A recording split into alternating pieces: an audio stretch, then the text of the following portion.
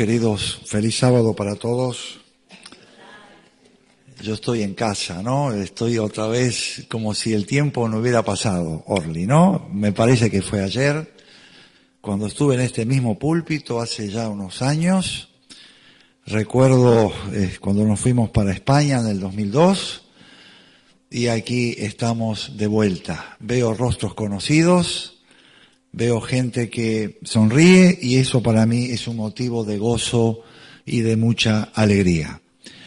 Hermanos queridos, en esta mañana yo quisiera compartir con vosotros, por ahí se me escapa algún término que utilizamos en España, ¿no? Pero bueno, ya me acostumbraré después otra vez a los argentinismos más que a los españolismos. Muy bien.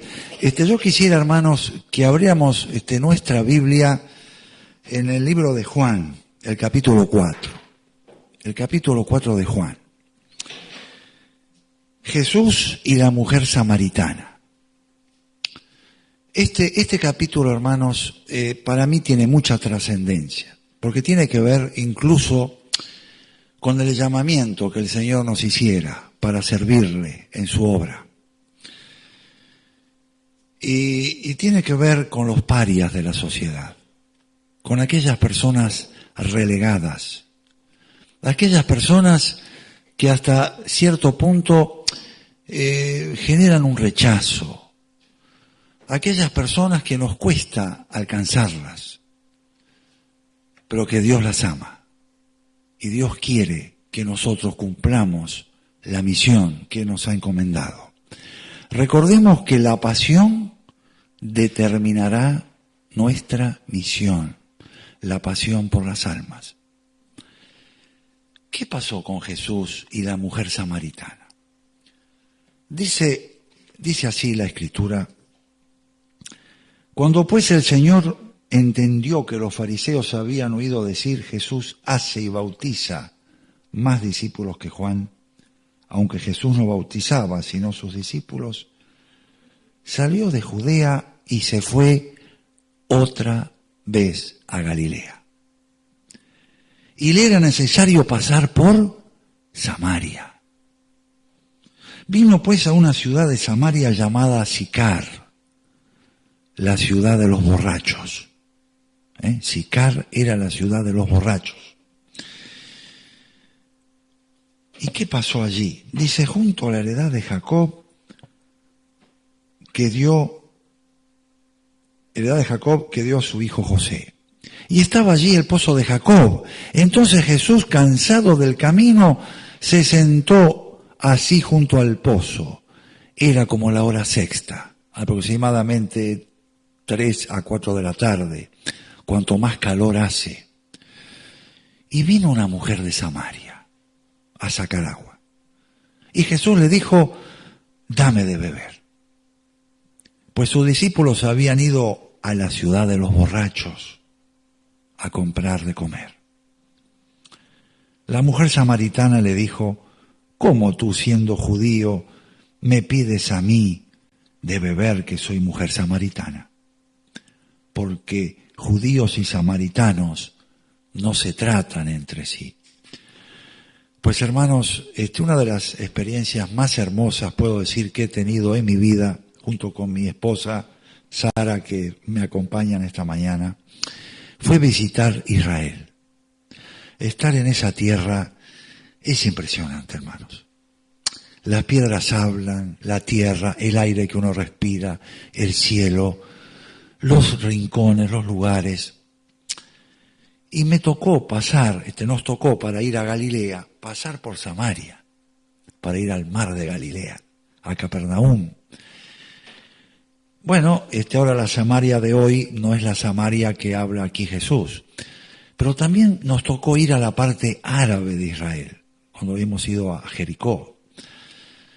Y hay un antagonismo total entre judíos y musulmanes, ¿no? Es una cosa que no es tanto la parte teológica, sino la parte política, lo que ha generado, porque en el ámbito teológico, tanto judíos como musulmanes tienen el concepto monoteísta, digamos entre comillas, porque creen en un solo Dios. Pero claro, a veces se los asocia el monoteísmo judío o musulmán con el cristianismo, cosa que no tiene, a mi entender, nada que ver, porque nosotros creemos en un Dios vicario, en un Dios que toma la naturaleza humana para alcanzarnos. Mientras que judíos y musulmanes creen en un Dios que está en un trono, ¿no? Y que ordena, ¿no es cierto? Pero bien, ese no es el tema. El tema es que Jesús quiere alcanzar aún a los samaritanos. Y hermanos, yo dije al introducir el tema que en cierto modo hemos tenido una experiencia parecida, especialmente en nuestros orígenes. Bueno, ustedes saben un poco mi historia. Yo era empleado en una empresa de artes gráficas en el Perú. Vendía tintas gráficas a los diarios, en Bolivia, en Ecuador, etcétera. Y bueno, podría decir, en un buen nivel económico y tal, ¿no? Pero bueno, el hecho fue, hermanos, que no voy a concentrarme ahora en la historia de cómo llegamos a la iglesia adventista que conocíamos de niño, ¿no? Que yo conocía de niño y mi esposa también. Pero el hecho es que vino el bautismo, que fue un 8 de diciembre de 1973. Quiere decir que este diciembre cumpliremos 40 años de bautizados. Este 8 de diciembre que vendrá en unos días nada más. Y me acuerdo el pastor Domato, no sabía, a mí me había bautizado el pastor Riffel, el pastor Buddy Rivas a mi esposa, los bautizamos los dos en el mismo bautisterio. Y el pastor Domato me dice, después de bautizado unos días, me dice: hermano profeta, ¿a usted no le gustaría visitar un grupo de bautistas? Encontraron el sábado como le pasó a su abuela. Él sabía la historia de mi abuela. Pastor, claro, cómo no, con mucho gusto, ¿no? Encantado de poder servir. Yo me acuerdo que tenía un coche último modelo, de 2 puertas, Polvo era la marca. Era un coche, bueno, era un coche de cierto atractivo, ¿no? Pero claro, me dice, vaya a Villa María del Triunfo. Y yo, claro, conocía Lima y tal, pero Villa María del Triunfo me sonaba a un pueblo joven. En Perú se llama pueblo joven a los pueblos hasta a los pueblos que nosotros le llamamos villas miserias, así entre comillas, ¿no? Pero claro, cuando yo llego a Villa María del Triunfo había que subir un cerro, en casas de estera. Ahí había mucha delincuencia, ¿no? Tráfico de drogas, violencia, criminalidad, etcétera. Y yo empecé con mi Volvo a querer subir la cuesta, entre medio de esas casuchas que había por ahí.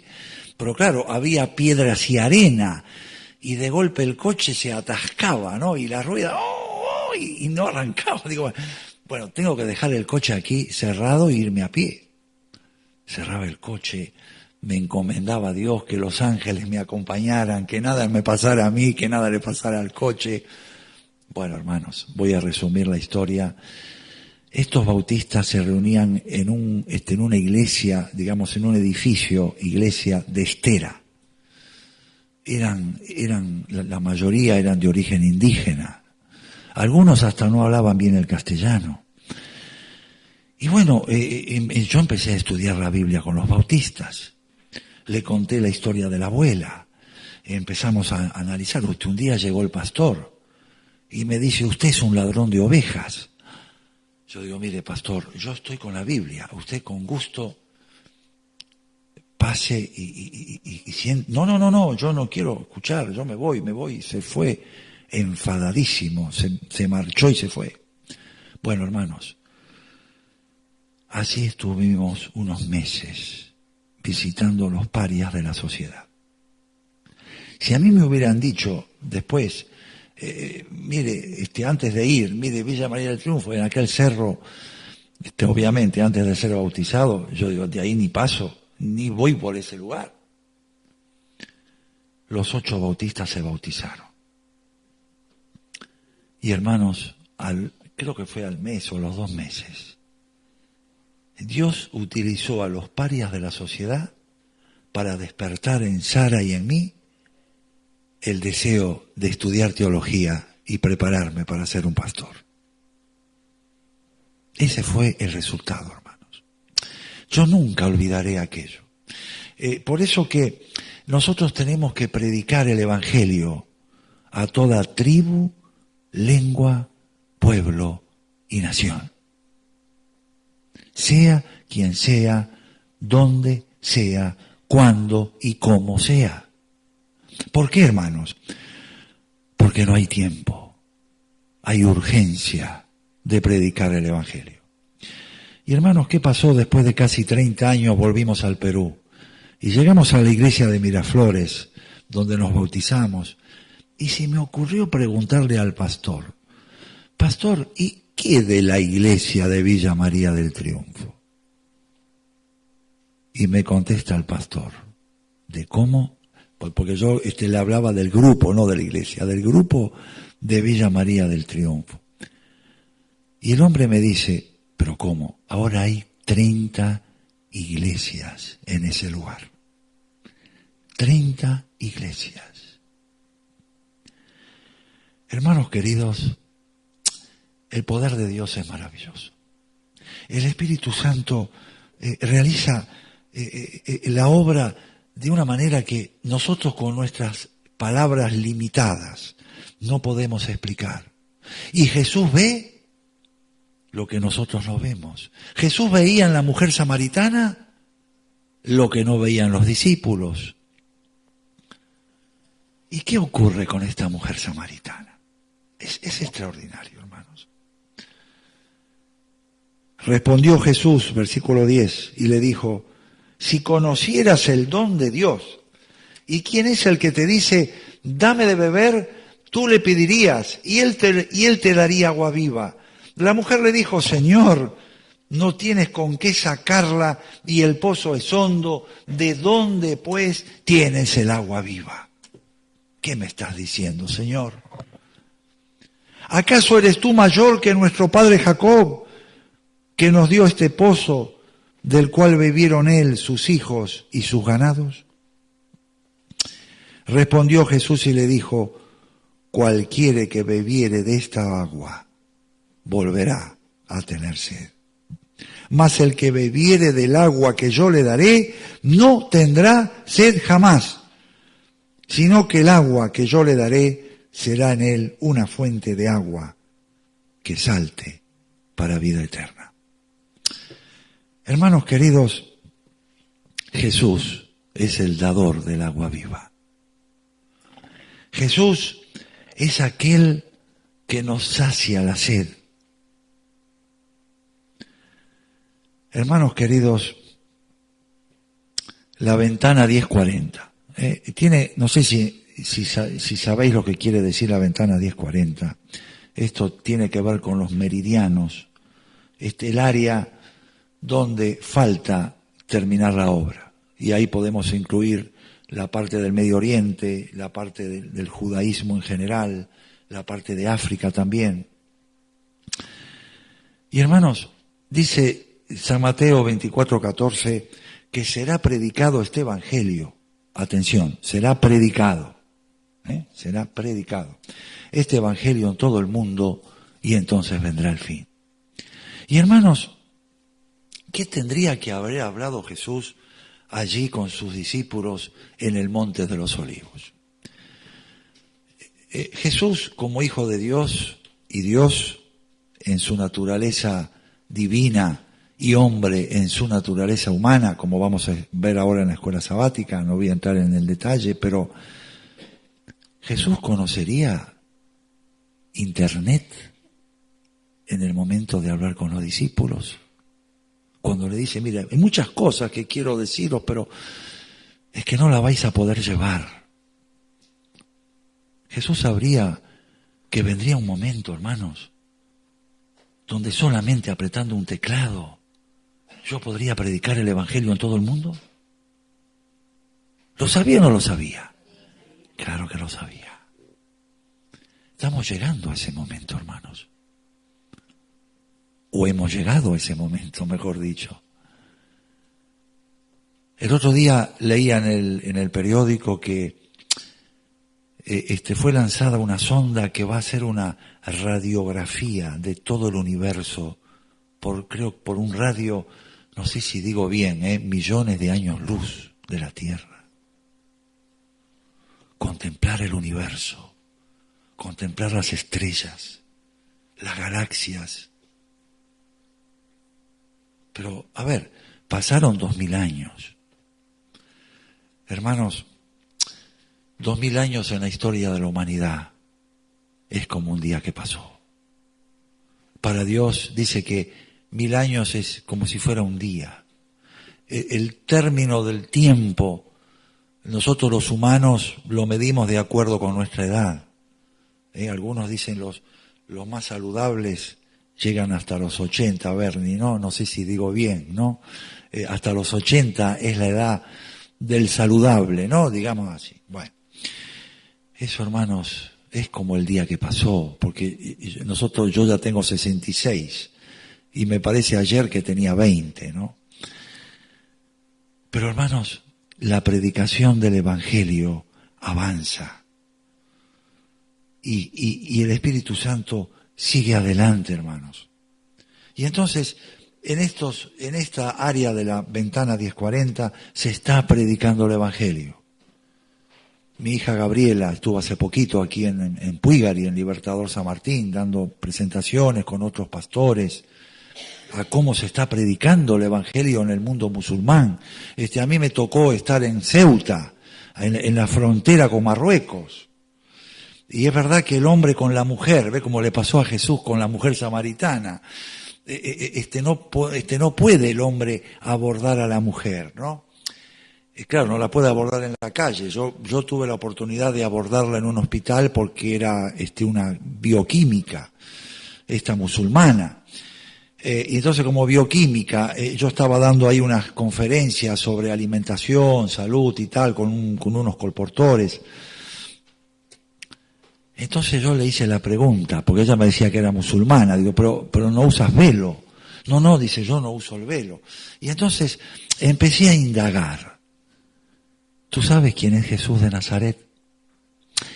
Y claro, cuando uno hace esta pregunta, tanto al judío como al musulmán, ellos, claro, para el musulmán por lo menos respeta a Jesús, porque dice, mire, no fue un profeta. Bueno, pero cuando ella decía es un profeta, pero mire que el Corán dice que Jesús, que el Mesías, es la palabra de Alá. Y si es la palabra de Alá, tiene que ser coeterno con Alá, porque ¿cómo puede ser la palabra y puede ser solamente un profeta? Claro, ellos creen más por tradición que por convicción, entonces no tienen respuesta. Pero lo más tremendo fue, hermanos, lo que me pasó no hace mucho en Alcoy, de donde venimos, que de paso, hermanos, yo me jubilé de pastor en Alcoy, que es una localidad de España, que está a 40 kilómetros de Alicante, una iglesia de 160 miembros. Para España es una de las más numerosas de España, ¿no? Y de paso ellos, que yo te omití ahora, envían saludos. Me dijeron, pastor, cuando usted vaya a Argentina, dele saludos nuestros a los hermanos. Así que lo hago presente ahora, ¿no? Pero ¿qué pasó, hermanos? A mí me vino un cólico tremendo. Qué cólico, me empezó a doler el pecho. Yo digo, acá me parece que me agarró un infarto, decía yo con Sara, ¿no? Voy al médico y me hacen una serie de datos, me dicen, mire, a usted mejor le conviene ingresar. Y después me dice, pero usted sabe que tiene piedras en la vesícula. Digo, la verdad que no lo sabía. Ahí dice, este es el problema de las piedras. Bueno, el hecho que en la habitación donde yo estoy, tengo a mi lado un compañero de habitación en el hospital que era judío. El hombre orinaba como en una cestita plástica porque había tenido un cáncer de vejiga provocado por el tabaco. Y la esposa, española y no judía, me dice, no, a mi esposo no le hables de religión porque él es judío. Bueno, Yo le dije, Rosa, ya veré el momento, ¿no? Y yo, claro, me tuve que quedar varios días en el hospital porque me hicieron un CPR. Yo sé que Bernie sabe lo que estoy hablando. El CPR para el conducto de la vesícula al duodeno y la máquina que no funcionaba. Y dice, te va a tener que quedar unos días más. Bueno, al final me transformé en el curita ahí de la iglesia porque yo daba estudios bíblicos, ¿no? Pero lo curioso era Desiderio, este hombre. Y le digo un día a Desiderio, ¿te gustaría que compartiéramos la Biblia juntos? Mira, yo te voy a leer un pasaje de la Biblia que en el Museo de Israel está entre los rollos del Mar Muerto, descubiertos en 1947, un año antes de la independencia de Israel. Así que Dios conservó ese rollo, todos los demás, pero ese está intacto y quiero compartirlo contigo, Desiderio. Él me dijo, bueno, ¿cómo no? ¿Y qué creen ustedes que le abrí a este judío que había sido una eminencia allí en Alcoy, un hombre director de banco, industrial, un hombre muy versado? ¿A dónde creen ustedes que abrí el libro de Isaías? Isaías 53. Y empecé a leer Isaías 53. Y Desiderio escuchaba. Y claro, el siervo sufriente, Desiderio, ¿en qué te hace pensar esto? Que esto no lo podemos aplicar como suelen hacer los judíos al pueblo de Israel, no, porque hemos sufrido, hemos pasado. No, acá se refiere a una persona, porque dice que nace de una virgen. Y le fui marcando todas las características personales del siervo sufriente. Y Desiderio, que era casi hueso y pellejo, él me miraba, tenía ojos celestes, me miraba fijo, y yo seguía leyendo. Cuando termino de leer Isaías 53, le digo, Desiderio, ¿no te parece bien que tendríamos que invocar el nombre de Dios ahora? Pero yo dije una palabra, que él me dijo que no. En el nombre de Jesús de Nazaret. Cuando dije eso, el hombre dijo, no quiero. No menciones el nombre de Jesús. ¿Por qué este rechazo contra Jesús, hermanos? ¿Por qué? Yo siempre recuerdo, hermanos, en un libro que leí hace unos años, el autor era Jürgen Moltmann, un teólogo alemán. Este teólogo alemán que fue de la Segunda Guerra Mundial, después de la Segunda Guerra, estuvo en un campo de concentración ruso. Cuando él sale del campo de concentración, judíos que habían perdido familias enteras en Auschwitz y en muchos lugares, le hicieron esta pregunta a Jürgen Moltmann. ¿Dónde estaba Dios en el Holocausto?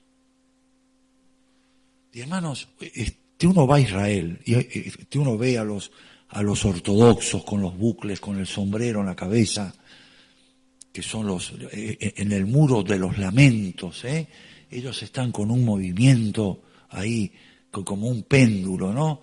Frente al muro de los lamentos, ahí está la sinagoga. Pero hay muchísimos judíos que son ateos como consecuencia del Holocausto.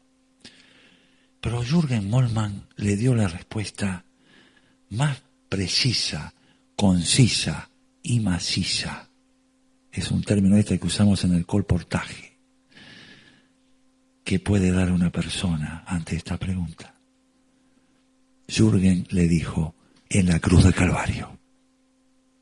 Ahí estaba Dios, en la cruz. Por eso, hermanos, cuando nosotros hablamos de las religiones monoteístas, tenemos que hay que tener mucho cuidado con esto. Nosotros creemos en el Dios vicario, en el Dios que da su vida en la cruz. ¿Para qué? Para salvarte, para salvarme, para que yo pueda tener acceso a esa agua que saciará mi sed para siempre. No volveré más a tener sed. Y hermanos queridos, volviendo a la mujer samaritana, creo que el tiempo, yo no me quiero pasar del tiempo, me quedan todavía unos minutos.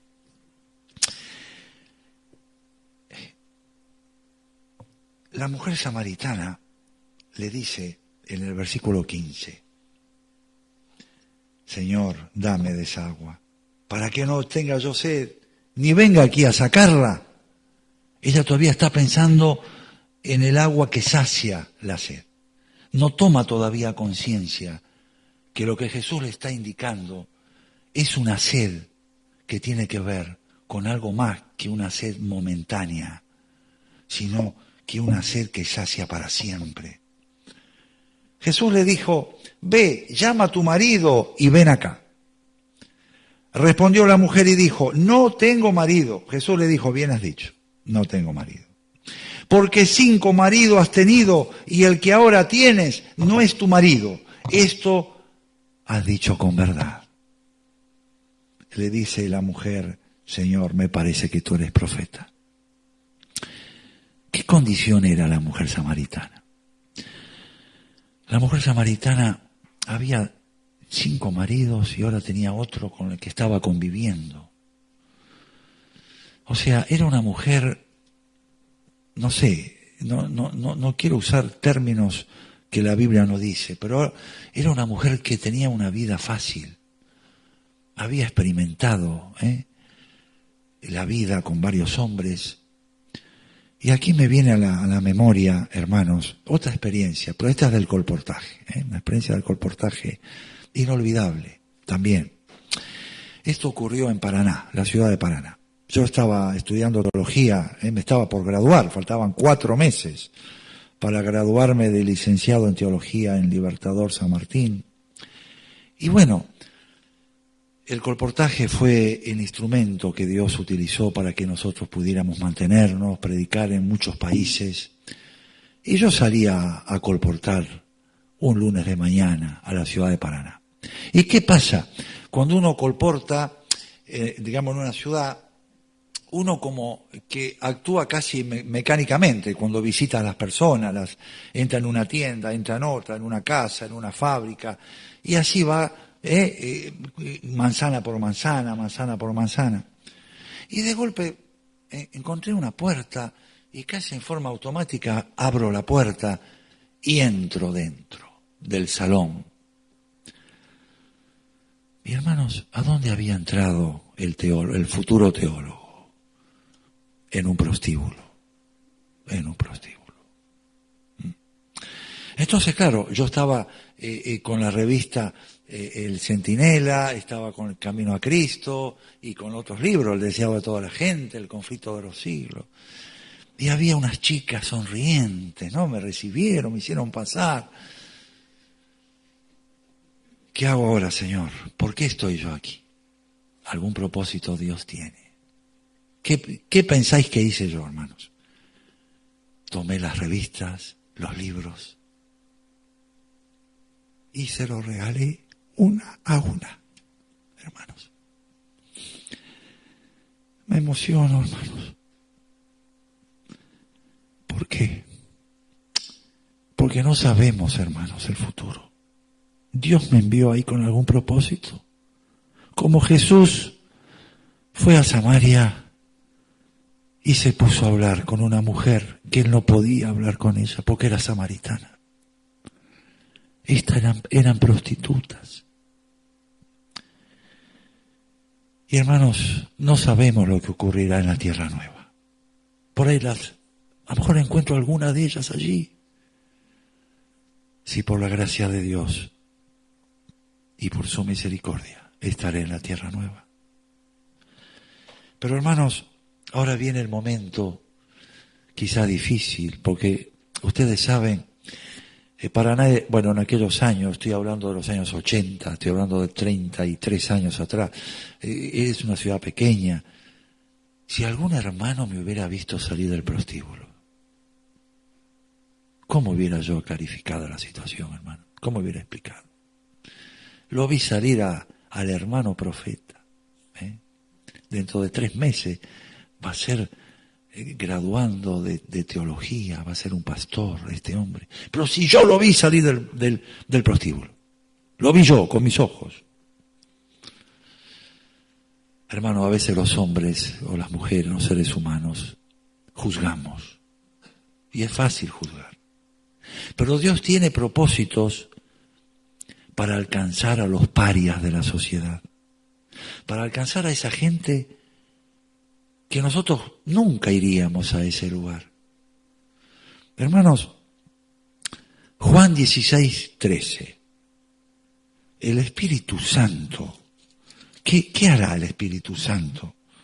Hermanos, dice, pero cuando venga el Espíritu de verdad, Él os guiará a toda la verdad, porque no hablará por su propia cuenta, sino que hablará todo lo que oyere y os los hará saber las cosas que han de venir.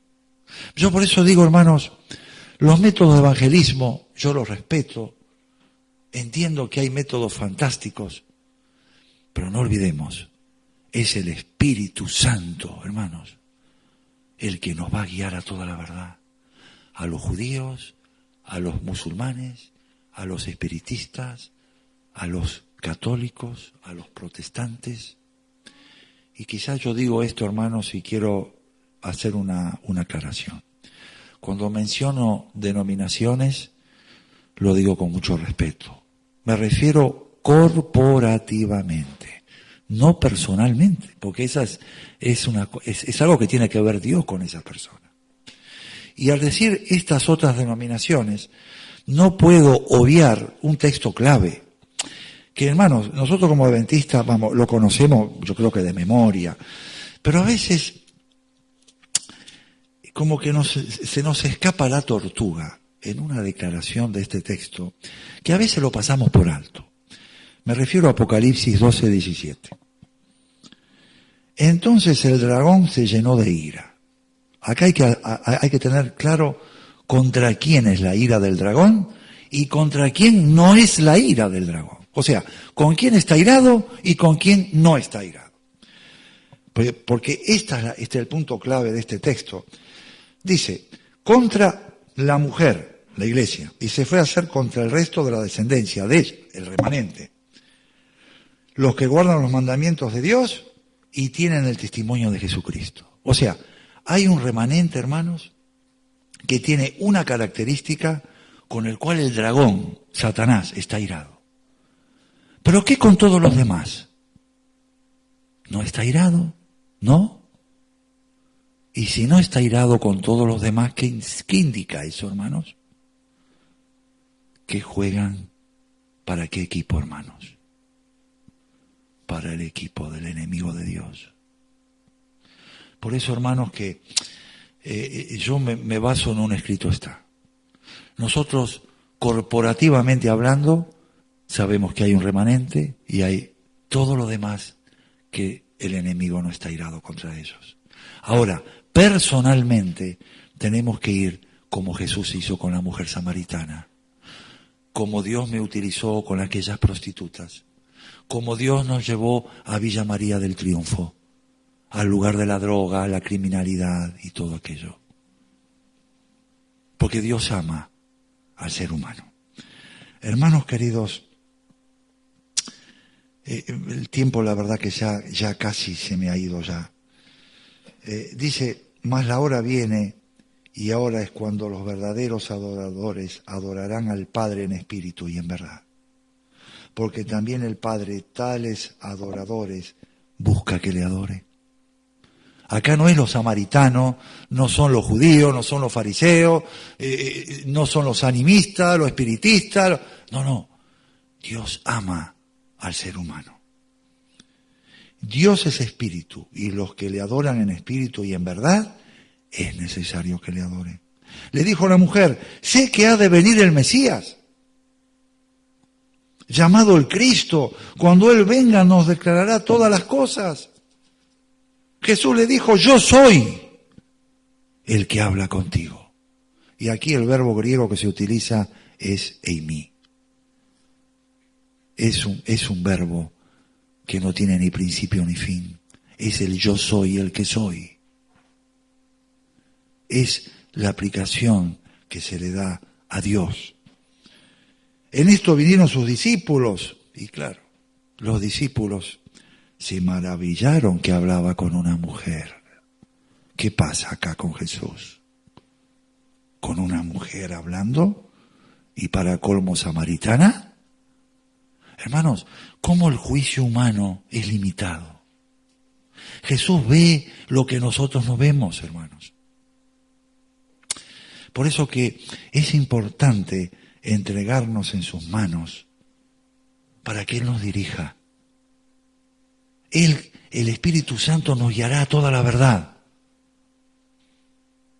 Y Él dice que está con nosotros todos los días hasta el fin del mundo, hermanos. Y claro, los discípulos entonces hacen la pregunta. Entonces la mujer dejó su cántaro y fue a la ciudad. ¿Y lo dijo a quiénes? Se lo dijo a la mujer samaritana. Si la mujer samaritana hubiera sido una mujer de casa, de mamá y papá, una mujer, vamos a decir, con todas lo que tiene que ver con lo que la sociedad acepta, no hubiera ido a decírselo a los hombres.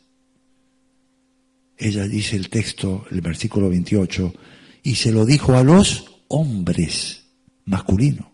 No dice hombres y mujeres, no, hombres. Venid, vete a un hombre que me ha dicho todo cuanto he hecho. ¿No será este el Cristo? Entonces salieron de la ciudad y vinieron a él. Entre tanto los discípulos le rogaban diciendo, Rabí, come. ¿Tienes una necesidad fisiológica? Él le dijo, no, yo tengo una comida de comer que vosotros no sabéis. Entonces los discípulos decían unos a otros, ¿le habrá traído alguien de comer? O sea, que no entienden lo que está ocurriendo. Jesús le dijo, mi comida es que haga la voluntad del que me envió y que acabe su obra. ¿No decís vosotros, aún faltan 4 meses para que llegue la siega? He aquí os digo, alzad vuestros ojos y mirad los campos, porque ya están blancos para la siega. Hermanos queridos, estamos llegando al final de la historia. Tenemos que predicar, yo lo comentaba con mi hijo ayer, Eliseo, tenemos que predicar el Evangelio. A donde sea, como sea, cuando sea. Pero no tenemos que dejar de hacerlo. Porque la hora de la siega ha llegado, hermanos. Y el que siega recibe salario y recoge fruto para vida eterna, para que el que siembra goce juntamente con el que siega. Porque en esto es verdadero el dicho, uno es el que siembra y otro es el que siega. Yo os he enviado a segar lo que vosotros no labrasteis. Otros labraron y vosotros habéis entrado en sus labores. Y ahora viene el resultado, hermanos. Y muchos de los samaritanos de aquella ciudad creyeron en él por la palabra de la mujer que daba testimonio diciendo, me dijo todo lo que he hecho. Hermanos queridos, Dios utiliza personas que a veces desechamos. A veces los parias de la sociedad son los mensajeros de Dios. A veces no es el pastor de cuello y corbata.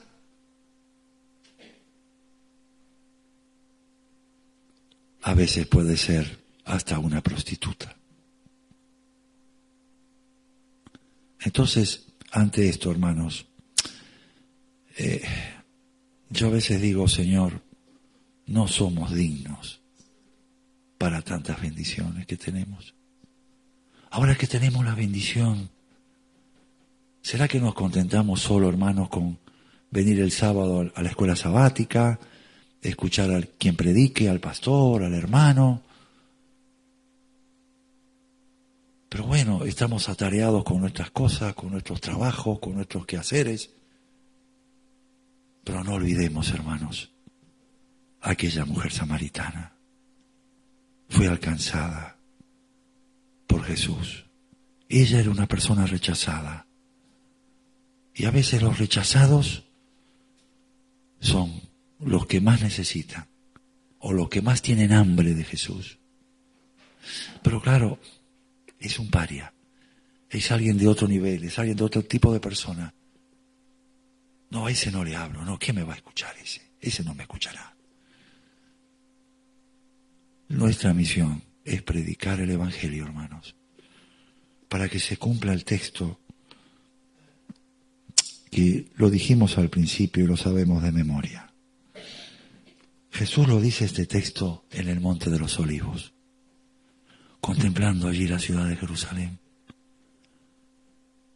donde Jesús dice: tantas veces quise cobijarte bajo mis alas, como la gallina sus polluelos, referido al pueblo escogido, pero no quisiste. Y allí Jesús le dice a los discípulos, le dice, el texto de San Mateo 24:14, le dice: y será predicado este evangelio del reino en todo el mundo para testimonio de todas las naciones, y entonces vendrá el fin. Recordemos, hermanos, lo de la informática. Este es un punto clave. Recordemos las señales de los tiempos. Recordemos que cuando sea predicado este evangelio en todo el mundo, el Señor viene. Y yo quiero estar con los redimidos de todas las edades. Y yo quisiera estar con ustedes también, hermanos. Y podemos confiar en Jesús, estar seguros en Él, porque su vida diaria nos asegura la salvación cada día, hermanos. No es una vez salvo, siempre salvo, como dicen algunos. No, la hermana de Juárez clarifica esto diciendo: somos salvos cada día que estamos en Jesús. Tenemos esa seguridad de la salvación. Hermanos, perdonen si me pasé el tiempo. Que el Señor les bendiga. Es mi deseo y oración. Amén.